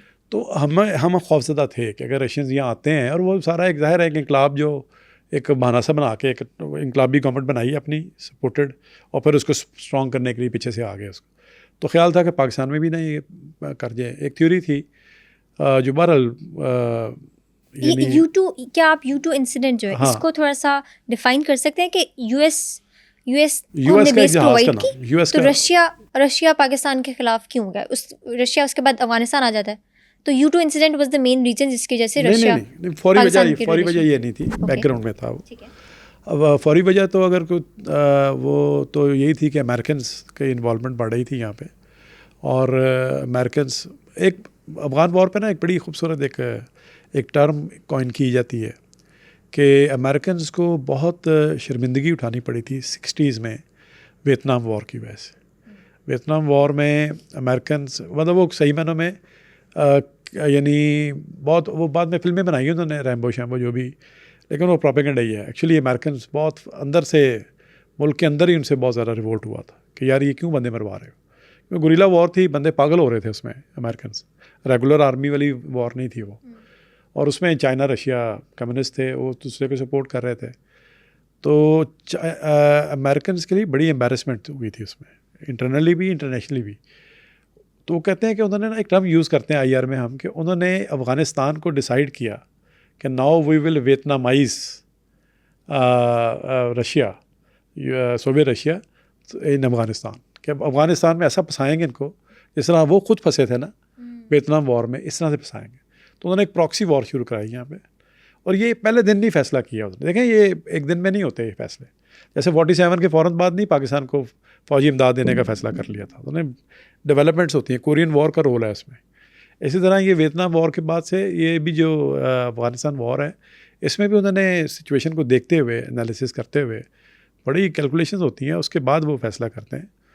और उसमें उन्होंने फिर वो मीडिया उनका या फिल्में जो है ना, वो तो यही कहती हैं कि चार्ली विल्सन का रोल है कि उसने पूरी लॉबिंग की और उसने कहा जी पैसे दो। वो पूरी कहानी सुनाता है अपनी एक डॉक्यूमेंट्री में भी कि जी मेरे बचपन में एक लॉन जो था मेरे हमसाये ने, उसका लॉन में मेरे डॉग ने जाके वो ख़राब किया, तो उसने मेरे डॉग को, पेट को उसने गोली मार दी। तो मुझे वो सीन भी फिल्म में यही दिखाया है कि वो अपने किसी होटल की लॉबी में, मतलब किसी बाथ टब में बड़े मज़े से सिगार पी रहा है, शराब पी रहा है, और उसमें वो टीवी पे देखता है कि वो पठान जो है ना, वो कह रहे हैं हम लड़ेंगे अफ़गानिस्तान के साथ, हम रशिया से लड़ेंगे, शलवार कमीज़ में दिखाया है, वो पूरा सीन दिखाया है। और वो फैसला करता है कि यार, उसको क्लिक करता है कि यार ये अफ़गान जो है ना, ये मेरे कुत्ते की तरह मसलूम है, कि मेरे कुत्ते को भी मारा था एक ताकतवर ने। बल्कि वो अपनी सुनाता है कहानी कि जी मैं पॉलिटिक्स में आया इसलिए था कि मैंने उसको अपने हमसाये को था कुछ लोकल यूनियन का कुछ, तो उसको हराने के लिए वो आया था। तो कहते मेरे पर्सनल हो गया और फिर मैंने उससे लॉबिंग की है। बड़ी लंबी कहानी है इसकी। वो असला जो आया, वो असला जो लाना था यहाँ पे, Charlie Wilson war is a movie worth seeing. तो जो असला भी इस्तेमाल हुआ ना, क्योंकि अमेरिकन की इन्वॉल्वमेंट नहीं होनी थी, सामने तो नहीं आना था, तो वैसे ऐसा असला किया गया जो रशियन था बहुत सारा। वो पता नहीं कहाँ कहाँ से ख़रीदा गया। यूएस ने रशियन असला भेजा यहाँ पे। हाँ खरीदवाया। अच्छा। पूरी इसमें मतलब एपिसोड पूरा इस पे है, ताकि ये ब्लेम ना आए जी कि अमेरिकन जिस तरह से सामने से इन्वॉल्व हैं। अच्छा, क्या ये असल में भी ऐसे हुआ था? असल में ऐसे हुआ था शुरू में। देखें अब अमेरिकन तो नहीं चाहते ना कि उनको तो पता है ना कि भी ये हम आमने सामने आएंगे तो न्यूक्लियर वॉर हो जाएगी। 62 याद रखें, 62 में न्यूक्लियर वॉर अमेरिका रशिया की होते होते सबसे गुजर गई थी। 62 न्यूक्लियर क्यूबन मिसाइल क्राइसिस जो है वो बड़ा डेंजरस था। क्यूबा में मिसाइल लगाने जा रहे थे रशियंस। कैनेडी अगेन वहाँ इसलिए मर्डर हुए मेरा ख्याल है वो, कि कैनेडी ने कहा जी अगर यहाँ लगाएंगे तो हम न्यूक्लियर अटैक करेंगे आप पे, मिसाइल्स भिजवाएं, इंटर कॉन्टिनेंटल मिसाइल। 62 में लिमिटेड थे लेकिन थे। तो रशियंस ने वॉर ऑफ नर्व्स थी, तो रशियंस ने भेजते भेजते वो मूवी भी है इसमें, डॉक्यूमेंट्रीज भी हैं, कि वो फिर आखिर में बिल्कुल एंड टाइम पे फैसला करते हैं कि नहीं यार ये तो वाकई मिसाइल अगर एक्सचेंज हुए तो तबाही हो जाएगी। तो वो उसी से फिर दितान शुरू हुआ। दितान नॉर्मलाइजेशन ऑफ रिलेशन को कहते हैं कि यार हमें इतनी इस हद तक नहीं जानना लड़ दें कि हम आपस में न्यूक्लियर तबाही कर लें अपने आप। तो दोस्तियाँ शुरू हुई, आर्म्स को रिडक्शन की ट्रीटीज़ हुई, एक अलग एक पूरी फेज़ है। तो बेसिकली यूएसए अफगानिस्तान में काइंड ऑफ कोल्ड वॉर ही चल रही थी बिल्कुल। और वो कोल्ड वॉर ऐसे तरीके से चल रही थी कि सामने नहीं, उसका मतलब ये है कि ख़ुद सामने नहीं आना, अपना असला भी सामने नहीं देना, ठीक है ना। हालांकि बाद में तो आया असला, लेकिन ये कि वो असला ख़रीदने की सारी जो डील चार्ली विल्सन को करते हैं बड़ा हाईलाइट कि जी उसका रोल है उस फाइनेंसिस को। 3.2 बिलियन पहले आए थे, फिर 4 बिलियन आए थे, और जो अनऑफिशियली आए होंगे वो तो हम सोच ही नहीं सकते ना। तो इसमें जनरल ज़िया का रोल क्या था सोवियत अफगान वॉर में? जिस तरह आप कह रहे हैं, उन्होंने उनके रिलेशनशिप्स कैसे थे यूएसए के साथ? जनरल ज़िया ने एक मैं कहूँगा कि उस टाइम में वो उनकी खुशकिस्मती थी कि ऐसे टाइम में वो आए थे कि, और वो ऐसा जैसर दे के आए थे, इस्लामिस्ट किस्म का जैसर, कि वो जो जिहाद में जो फार्मूला था ना कि जिहाद के लिए जब एक कोल्ड वॉर की एक वॉर है, वॉर थिएटर है अफगान वॉर, हमारे हमसाये में आए हुए हैं और वो ज़ाहिर है एक्सपेंशनिस्ट हैं। वो उनके बारे में था कि जी वार्म वाटर्स के लिए आ रहे हैं। Warm waters Indian ocean Pakistan के साथ लगता था, तो ये यहाँ आके इनके पास समुंदर नहीं है तो ये फैलना चाहते हैं। एक्सपेंशनिस्ट तो थे, तो इसलिए इनको रोकना ज़रूरी था। लेकिन उसमें फिर सेंटिमेंट जो था वो मज़हब का भी था कि कम्युनिस्ट तो थे, वो कम्युनिस्टों ने तो कोई मुस्लिम्स के साथ अच्छा सलूक नहीं किया हुआ। और कार्ल मार्क्स की वो किसी एक मैनिफेस्टो में, प्रीएम्बल में, उसने एक वर्ड जो यूज़ किया जिसको हमने इस्तेमाल किया, उन्होंने अमेरिकन ने इस्तेमाल किया कि मज़हब एक अफ़ीम है। तो मज़हब को अफ्यून समझ और मज़हब का कंडेम किया कि ये जनाब जालिम के जुल्म को छुपाता है। ये कहता है कि नहीं ये तो गॉड कर रहा है, ये इस तरह से इसको पेश किया गया। हालांकि कार्ल मार्क्स का सारा जो फ़िलासफ़ी है सिर्फ ये नहीं है, बहुत कुछ भी है। तो उसको यूज़ करके पूरी मुस्लिम वर्ल्ड आपस के इख्तलाफात भूल के, सऊदीया और ईरान अपने इख्तलाफात भूल के, शिया सुन्नी इख्तलाफ भूल के, ताजिक लैंग्वेज के भी इख्तलाफात भूल के, ये सारे के सारे एक जिहाद करते हैं। उसामा बिन लादेन को CNN पे दिखाया जाता है, शहज़ादा है, बड़े फैमिली का शाही, वो आके कर रहा है और फ्रीडम फाइटर के तौर पे उसे प्रोजेक्ट किया जाता है। इससे पहले हम डिस्कस कर रहे थे कि पाकिस्तान का स्टांस ये था कि पाकिस्तान ने पहले जंप इन किया था अफगानिस्तान वॉर में और यूएस ने पाकिस्तान को ज्वाइन किया था। इसके बाद हम देखते हैं कि पाकिस्तान में एक कॉन्सेप्ट आया था मुजाहिदीन की फॉर्मेशन हुई थी। तो मुजाहिदीन कौन थे, इनकी फॉर्मेशन कैसे हुई थी? बड़ा ये क्वेश्चन है। मैंने आपसे अर्ज़ की कि ये लफ्ज़ जो है ना, ये बड़ा सेंसिटिव सी बात है कि जो लोग अपनी ज़िंदगी दाव पे लगा रहे हैं, शहीद भी होते हैं, उनको ये बहुत बुरी लगेगी बात, या उनकी फैमिलीज़ को बहुत बुरी लगेगी बात अगर ये कहा जाए कि ये अमेरिकन स्पॉन्सर्ड था सिर्फ और उनके बस पैसों की वजह से लोग चले गए। होंगे ऐसे भी लोग जो सिर्फ पैसों के लिए गए होंगे, लेकिन मैं आपको अर्ज़ करूँ कि बहुत सारी जो है ना मजहबी तंजीमें और उसमें ईरान, उसमें सऊदी अरेबिया स्टेट लेवल पे इन्वॉल्व थे और उनकी पूरी फंडिंग भी थी, अमेरिकन फंडिंग भी थी ऑब्वियसली। लेकिन ये फैक्ट यही है कि इसमें रेगुलर आर्मी नहीं लड़ी जाके वहाँ पे। वो यही जो चाहे जो भी जैसे भी ट्रेनिंग कैंप्स जैसे भी बनाए हुए थे, ये सारे जिहादी लोग ही थे जो जाकर लड़े हैं वहाँ पे। वरना रशियंस को जवाब मिल जाता कि भाई ये चूँकि पाकिस्तान रेगुलर आर्मी इन्वॉल्व है इसमें या फलां इन्वॉल्व है, तो आ जाते आगे। 10 साल मतलब 79 से 88 तक वो करते रहे हैं, फंसे हुए थे वो तो बड़ी। बल्कि यूएसएसआर टूट गया उसके बाद, कोल्ड वॉर ही ख़त्म हो गई। पाकिस्तान ने अल्टीमेट विक्ट्री लेके दी है। ट्राइम्फ ऑफ कैपिटलिज्म जो है ना, उसके अंदर मुसलमानों ने और पाकिस्तान ने सबसे आगे होके, ये अमेरिका की जो हिस्ट्री की सबसे बड़ी फतह है वो हमने लेके दी। ग्लोबल ऑर्डर चेंज करके रख दिया हमने, बाईपोलर से यूनिपोलर हो गया। अब यूनिपोलर से मल्टीपोलर बनाने की कोशिश कर रहे हैं, बन नहीं पा रहा। अमेरिकन यूनिलैटरलिज्म चल रहा है दुनिया, बदमाश हैं वो।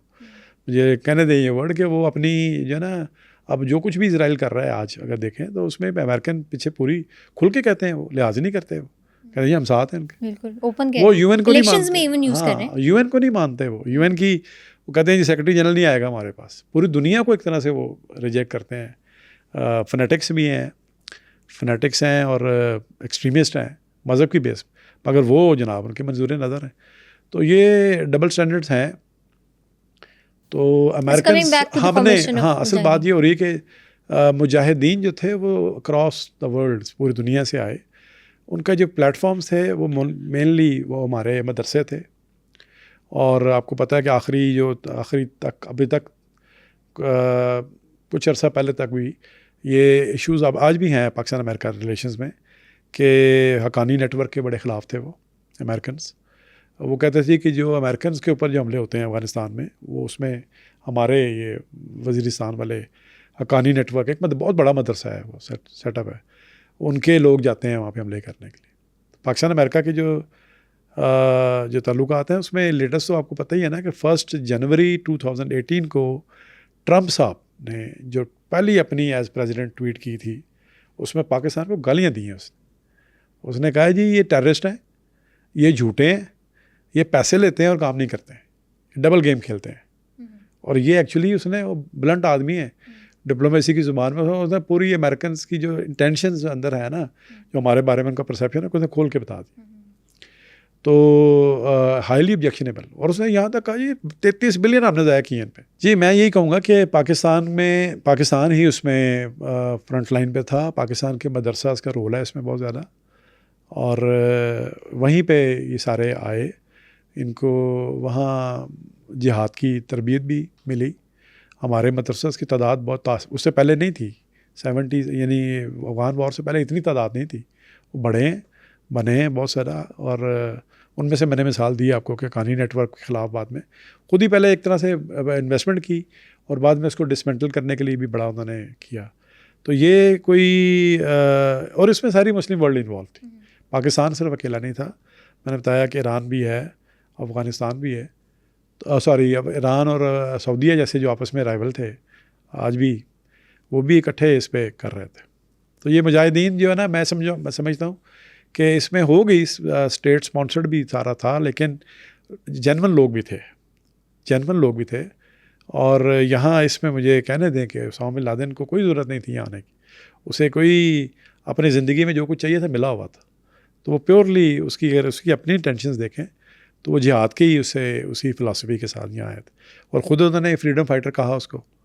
और वैसे भी ईरान हमारे मुसलमान खून में एक कैरेक्टर कॉमन है कि ये कॉलोनियल्स के ख़िलाफ़ लड़ते हैं, अफ़गान भी लड़ते हैं। अफ़गानिस्तान को तो graveyard of super powers कहते हैं, ग्रेट पावर्स कहते हैं। कौन ब्रिटिशर्स, कहाँ रशियंस, हाँ सोवियत और अमेरिकन को भी यही। तो इसलिए ये कहना जी कि ये कैसे आए, कहाँ से आए, शायद स्पॉन्टेनियस था। फ़ज़ा बनी हुई थी, स्पॉन्सरशिप भी चल रही थी, लेकिन लोग अपनी मर्ज़ी से भी आए। ये सुनने में आता है कि उनको बनाया गया था या उनकी फॉर्मेशन हुई थी सोवियट्स को लड़ने के लिए अफ़गानिस्तान में। तो इस बात में किस हद तक सच्चाई है? जी ऑब्वियसली पाकिस्तान को क्यों फिर बाद में निशाना इतना ज़्यादा रखा गया, जब वो ये वर्ड यूज़ किए गया 9/11 के बाद कि जी सेफ़ हेवन्स हैं इनके यहाँ पे, और वो ख़ुद ज़्यादा बनाया हुआ था। तो वो अमेरिकन पार्टनरशिप के साथ था। ज़ाहिर है जहाज़ चलाना या मिसाइल चलाना या टैंक चलाना ये सिर्फ जज्बा जहाज़ से तो नहीं होगा, ट्रेनिंग चाहिए। तो वो दी गई थी यहाँ पे, हमने भी दी। और मैंने फिर कह रहा हूँ कि पूरी मुस्लिम वर्ल्ड थी, पूरा वेस्ट था, खाली अमेरिका थोड़ी था उसमें, उसमें ब्रिटिशर्स थे, उसमें फ्रेंच थे, अमेरिकन, पूरी नेटो की जो अलाइंस है पूरा साथ था उनके। आप देखते हैं पार्टीशन के बाद like how you said Pakistan US block में चला जाता है और इंडिया अपने आप को न्यूट्रल डिक्लेयर कर देता है, but if you skip all the history and you come to the present, Pakistan की economy is at the worst. But India is very economically strong. But India wasn't the part of US bloc. तो how can you say कि US के bloc में होना important हुआ? नहीं, हमने असल में ना वो जो है ना इजी मनी जो होती है ना, जो कमाई ना हो आपने, उसको जुए में जीती हो अगर, तो वो फिर जल्दी खर्च भी हो जाती है। अमेरिकन हमारा जो केस है, हमें एड दी अमेरिकन से 65 तक, तो हमें बहुत उन्होंने हर तरह के डिप्लोमेटिक भी और मिलिट्री भी और इकोनॉमिक एड भी दी। ये डैम जिन पे हम फ़ख्र करते हैं अमेरिकन की मर्ज़ी से बने हुए। बल्कि एक छोटी जंग हुई थी पाकिस्तान इंडिया की, मुझे भी याद आ जाएगी नाम उसका, उसमें उसका फार्मूला 65 से पहले, तो उसके अंदर जो है ना वो वर्ल्ड बैंक वगैरह भी इन्वॉल्व हुए, अमेरिकन इन्वॉल्व हुए, तो उसमें जो फ़ैसला उसका तस्वीर हुआ वो जो है ना उसमें अमेरिकन ने प्रेशर डलवा के पाकिस्तान के फेवर में करवाया। वो जो है ना एक साहिली इलाका था, मुझे नाम याद नहीं आ रहा, लेकिन उसमें एक रिपोर्ट आई अमेरिकन कि जी इसमें ऑयल निकला है, इसमें ऑयल है, समुद्र का साहिली इलाका था इंडिया पाकिस्तान के बॉर्डर पे, ठीक है, तो वो दलदल थी सारी बेसिकली, तो उसमें ऑयल है। तो इंडियंस ने फ़ौजें भेजी, हमने भी फ़ौजें भेजी, जंग होगी छोटी सी, उसके अंदर फिर अमेरिकन ने हमारा पूरा साथ दिया, हमें 3/4 जगह वो हमें मिली। वो बाद में ऑयल नहीं निकला वहाँ से, लेकिन ये कि वो एक टेस्ट था कि अमेरिकन हमारे साथ हैं कि नहीं। तो अगर वो 65 वाली वो बात एडवेंचर ना होता उस तरह से, नाकाम एडवेंचर ना होता, तो फिर शायद ये अमेरिकन जो पार्टनरशिप करते हैं ना, तो ऐसा भी नहीं है कि ये ओवर सिंप्लीफाइड वर्जन है कि जी अमेरिकन तो अपने लालची हैं, खुद गर्ज हैं, ये छोड़ देते हैं, बड़े ये बेवफा हैं। भाई जापान के साथ बेवफाई नहीं की उन्होंने, साउथ कोरिया के साथ बेवफाई नहीं की उन्होंने, और जहाँ जहाँ उन्होंने प्रॉपर अपनी पार्टनरशिप रखी है, ओवरडू नहीं किया उन्होंने, वो मुल्क जो है तरक्की की मनाजिल में बड़ा आगे तक गए हैं। जर्मनी, इवन वेस्ट जर्मनी अगर बना था और आज यूनिफाई भी हो चुका है जर्मनी, तो अमेरिकन पार्टनर्स जो हैं वो सारे वो हाल नहीं होता जो हमारा हुआ है। तो क्योंकि हमने कुछ ब्लंडर्स किए हैं पॉलिसी मेकर्स में, हमारे कुछ वही बात है कि शराइत तय करने में, और फिर वही बात है जो इकोनॉमिक जो आई हमारे पास जो पैसा, उसको हमने यूटिलाइज़ भी नहीं किया, करप्शन में लीक हो गया सारा पैसा। और वो नेशनलिस्ट थे, उनकी पॉलिसीज़ थी, और वो मंडी बहुत बड़ी है। इंडिया की कामयाबी की वजह ये भी है कि उसकी पॉपुलेशन इतनी ज़्यादा है कि मल्टीनेशनल में जाना है वहाँ पे, वहाँ जाके इन्वेस्टमेंट करनी है। वो पहले भी, वो आज नहीं, वो पहले भी गोल्डन स्पैरो थे। तो इंडियंस ने कमाई है, इंडियंस को एड के ज़रिए से उनकी नहीं बनी, उन्होंने फैसिलिटेट किया है, उन्होंने चाइना को मॉडल किया है। चाइना ने भी तो अपनी इकॉनमी खोली थी ना 70s के बाद से। अगर वो अपने पुराने क्लोज इकॉनमी में कम्युनिस्ट मॉडल पे बैठे रहते और वो मल्टीनेशनल्स ना आती वहाँ पे, तो फिर तो वो डेवलपमेंट नहीं होनी थी। इंडिया ने भी अपनी इकॉनमी खोली है, ठीक है ना। हमारे मसाइल बहुत सारे हैं, हम इंडिया के साथ भी ट्रेड करने को तैयार नहीं, और चाइना के साथ ऐसी ट्रेड कर रहे हैं जो कि बिल्कुल ही हमारे फ़ायदे में नहीं है। बिल्कुल, इसके ऊपर हम लोग ना नेक्स्ट पॉडकास्ट में से ज़रूर डिस्कस करेंगे। असल जो गुफ्तगू है ना अब हमारी, वो इंशाल्लाह नेक्स्ट डिस्कशन में ही आनी है। बिल्कुल सर, कि उसमें लेटेस्ट पे आएंगे कि आज क्या सूरत है, ओजरी इंसिडेंट क्या था, कैसे हुआ, उसमें पाकिस्तान और यूएस की क्या इन्वॉल्वमेंट थी, ये सारी बातें, और प्रेजेंट तक सारी डिस्कशन हम करेंगे नेक्स्ट पॉडकास्ट में। अभी thank you so much sir कि आपने हमें अपना टाइम दिया। आपका शुक्रिया जी, बड़ा अच्छा लगा मुझे बात। Thank you so much.